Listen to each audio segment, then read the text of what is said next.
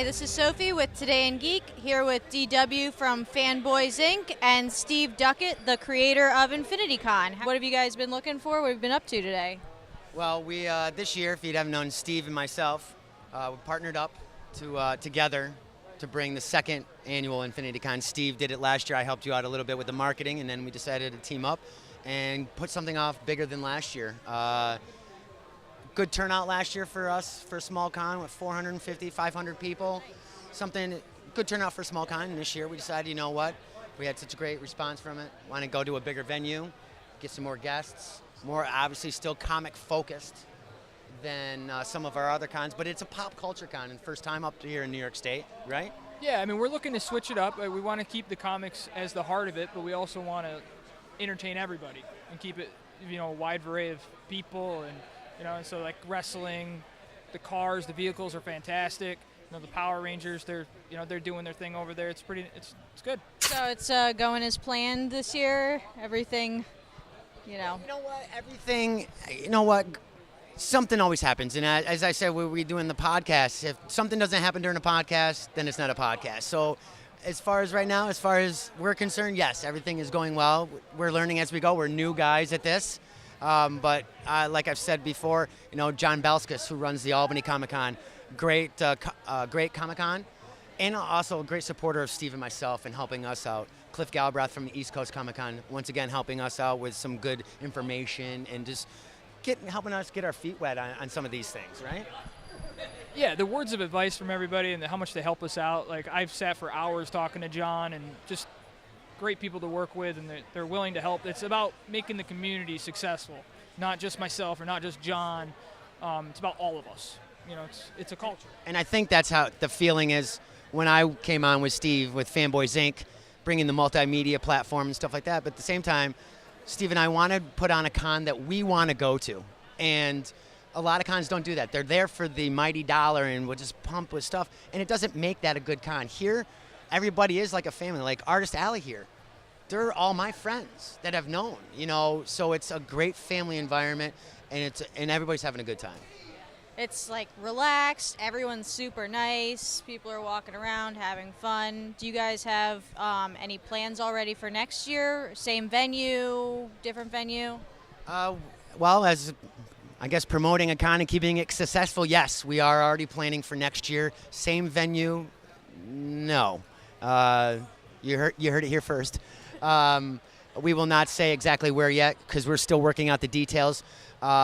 Guests, we are not ready to announce yet as far as who we want. There's a few that we want, and there's a few that we want that we can't afford. Right. But, it's there on the list, and to be successful, we'll start planning. You'll start hearing stuff 2 weeks after this con, and that's the way to do it, is to keep promoting it, keep it going. You agree?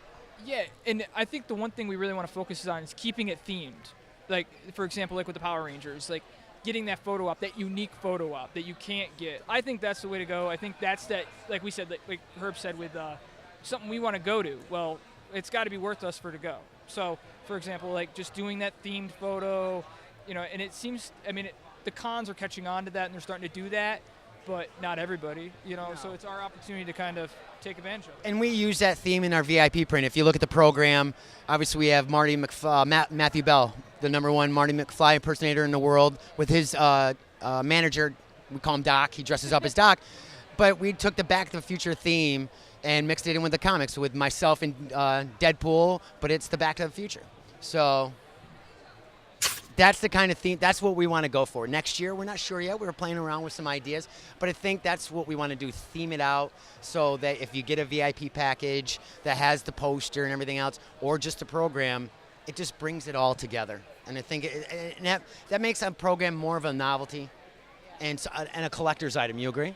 Yeah, absolutely. And the VIP pass is something that we want to deliver to the fan, because like the way we structured this year was, we actually, I really probably shouldn't be saying this on a podcast or whatever, but we made less money on VIP passes because we made the value to it. The shirt, the photo op, the ticket, the 2-day pass, the exclusive comic, the exclusive print. We have a larger print of the program.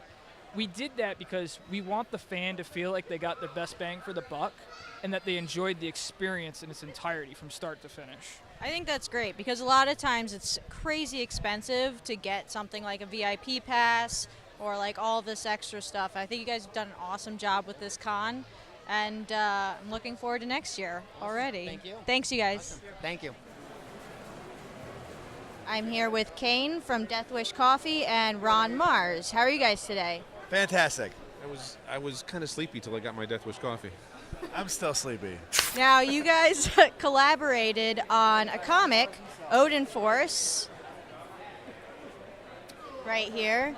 Ron Mars wrote it and got some other artists to come in on that. And what was the idea behind it? What was the inspiration? Why was there a collaboration between you guys?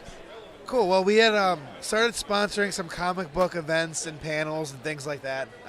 And it kind of snowballed over the last year into maybe we'll do a comic book. And Ron heard that idea and was just like, yeah, I want to do it. I met these guys through mutual friends, and we're all in the same area up here in Upstate. And they said, can you help us make a comic? And yeah, that's what I do. I haven't had a real job in 25 years. Making comics is like playtime. So we kind of took our inspiration from the Super Bowl commercial that they won, and this kind of continues that story. And we just had a ball doing it. It was not like work. It was like playtime. We're always looking for alternative methods of like marketing and creating content. And I think we were drunk at New York Comic Con, and Herb and Jeff from FanboysInc's were like, "You guys should totally do a comic." And I was like, I really want to do a comic, but I don't want to sell anything in it. Like, we'll put our name on it and have it like be something that we can hand to people, and it'll be really cool. And when we were kicking ideas, we had the Super Bowl commercial that we won that he had mentioned, where it's Viking themed. We have another line of coffee called Valhalla Java, which is obviously very Viking themed, with Zach Wilde.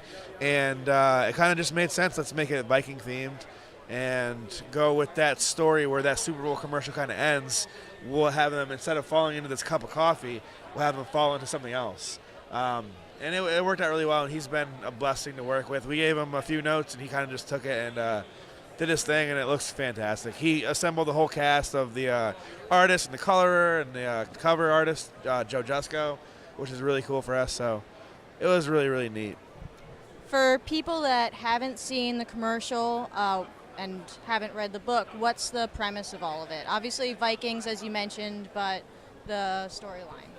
Well, the commercial is this, a lot. I think Sports Illustrated actually named it the #1 commercial from the Super Bowl last year, right? Yeah, they did. Sports Illustrated, yeah. That was the commercial's awesome because it's just this sort of hardcore Viking longship, battering through the waves, and then they go over a waterfall, and in the commercial, the waterfall turns out to be a coffee cup, and it, goes down some guy's gullet. We took our inspiration from that because the commercial looked so great and had such a cool vibe to it that we thought, well, maybe there's more to that story. Maybe we can continue the theme. So I got a friend of mine named Rick Leonardi to draw the book. He's drawn Batman and X-Men, and he's been in comics for years.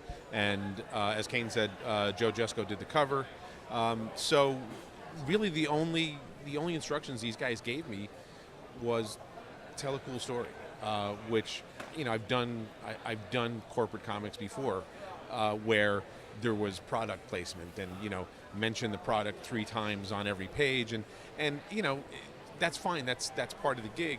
But these guys were, I was like, do you want me to mention coffee? Do you want them to be drinking coffee anywhere? And they were like, nope, don't do any of that stuff. Just tell what you think is a cool story. So really the only overt imagery is the sail of the Viking ship has the Deathwish skull and crossbones on it. Honestly, this job has been one of the real pleasures of my career because they just said, go do what you think is cool. And as the pages came in and as the story came together, they were fully supportive and just kind of let us do our jobs. And I think at the end of the day, the book is that much better because of it. Awesome. Well, thanks for talking with me, guys. And I'm here again with Ron Mars and Kane from Deathwish Coffee, the world's strongest coffee. Definitely pick some up.